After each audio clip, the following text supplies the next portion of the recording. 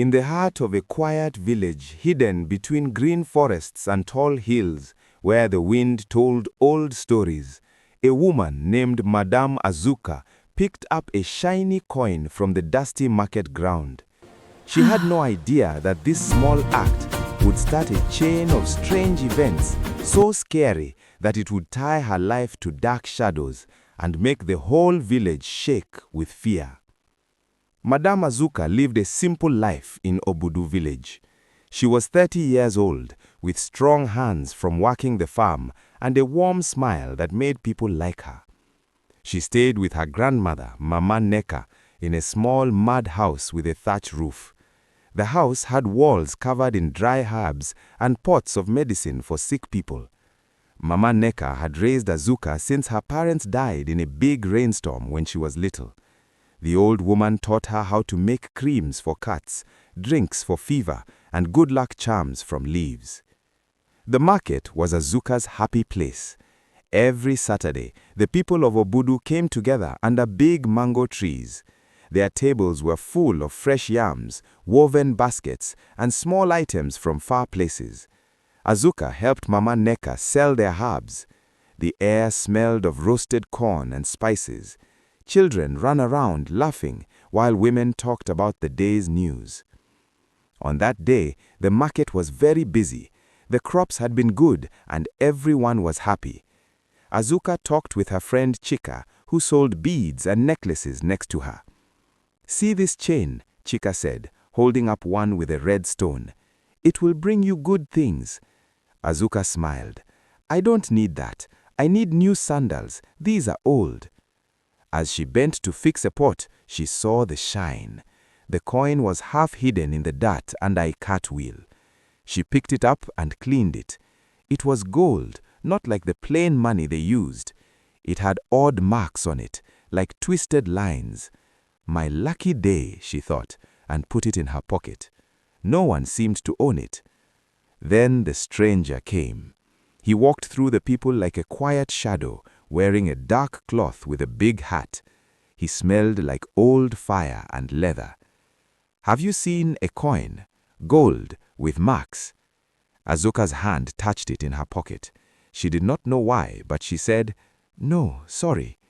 His eyes looked at her hard, and she saw sadness in them for a second. He walked away. That night, the house felt different, with longer shadows.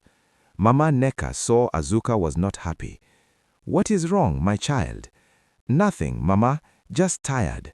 But when Azuka lay on her mat, with the coin under her head, soft sounds started, like wind in trees, then words. "You took what is mine. You will pay." She thought it was a dream, but the next day, odd things happened. At the stream, while getting water, Azuka felt a hot rush in her body. The bucket fell, but the water stayed in the air like a ball, then splashed down. Chika stared. "How did you do that?" "Do what?" Azuka asked, scared, but she knew it was the coin.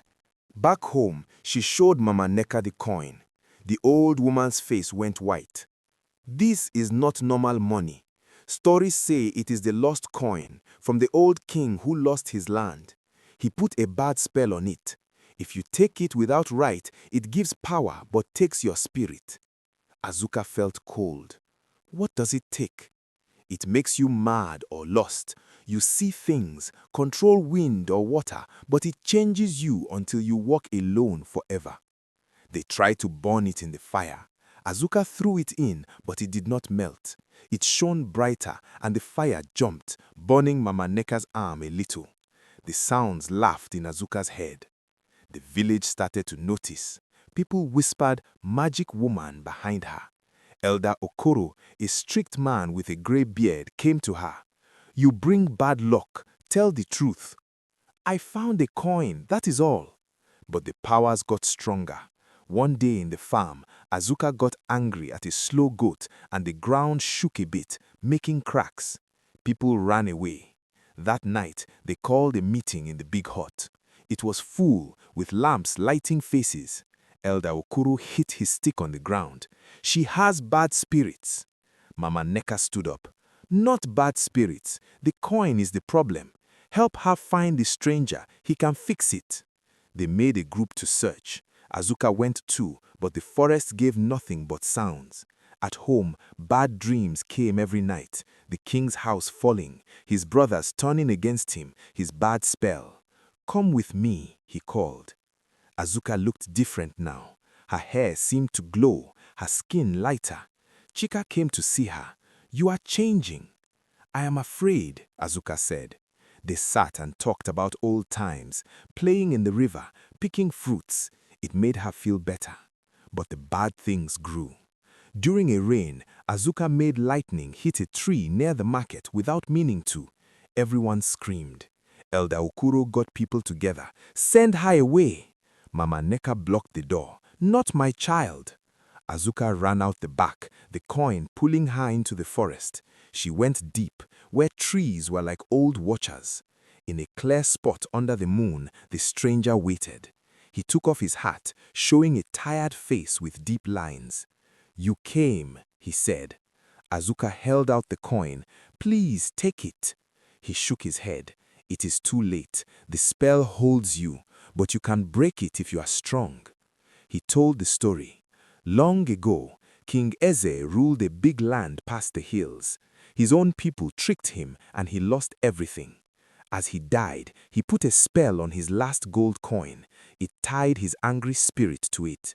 If someone took it wrong, they got powers but lost their life bit by bit. The stranger was from King Eze's family, sent to watch the coin. "Why leave it in the market?" Azuka asked. "To test hearts. Greed kills. But you want to give it back. That shows strength."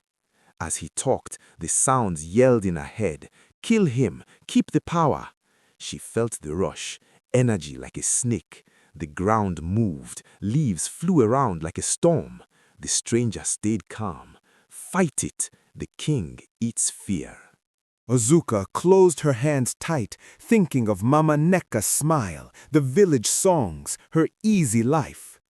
"No!" she said soft, then loud, "No!" Light burst from the coin, so bright it hurt eyes. When it stopped, King Eze stood there like a ghost, tall and mad. "You fight me?" It was a fight of hearts, not sticks. Azuka sent the power back, using love for her home to push. Trees bent, wind screamed, earth opened. The stranger said old words to help. At last, with a big cry that filled the forest, the king's shape broke like dry clay. The coin turned to dust in her hand. Azuka fell, weak. The stranger helped her stand. "It is over. The spell is gone."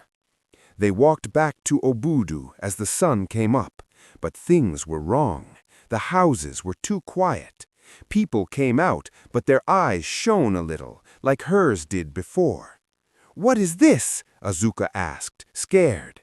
The stranger looked sad. The king's last trick. When he broke, his spirit spread like smoke. Now it touches them all. Soon the people showed powers, small ones first. A child made a stick float. A farmer made plants grow fast. An old man called rain from no clouds. At first they were happy, like getting gifts, but fear came quick. "What if we can't control it?" one said. Elder Okoro tried to stop a fire he started by mistake, and it burned a hut. News spread fast. People from other places came, hearing of magic in Obudu. Some wanted to learn, others to take. Fights started over who had stronger power or who should lead. Azuka stood in the middle with the stranger. "This is not the end," he said. "It is a new start. You must guide them, or the king's shadow will win." As days passed, Azuka helped. She taught control, like breathing slow to calm the rush. Mama Neka made herbs to ease the changes. Chika used her power to make pretty lights for night meetings. Even Elder Okoro learned to use his for good, like fixing broken paths with a thought. But dark times came too. One night, bad men from far tried to steal the magic, thinking it was in a thing they could take. Azuka felt the pull again, not from the coin, but from the spirit bits inside. She gathered the village under the big tree. "We are one," she said. "This power is ours now. We fight together." The battle was fierce. Winds from many hands pushed the bad men back. Earth rose like walls. Lights blinded them. In the end, the village won, but Azuka saw the cost: tired faces, hurt arms. The stranger left quietly one dawn, his job done. Azuka watched him go, knowing more tests would come. But Obudu was stronger. Powers became part of life, healing sick, growing food easy, protecting from storms. Yet, in quiet moments, Azuka wondered, did she free them or bring a new chain? As the sun set over the hills, painting the sky red and gold, she smiled a little. The village sang songs of the coin, and her name was in them. Whatever came next, they would face it as family. The end shocked everyone, but it also brought hope. What shadows might still hide, only time would show.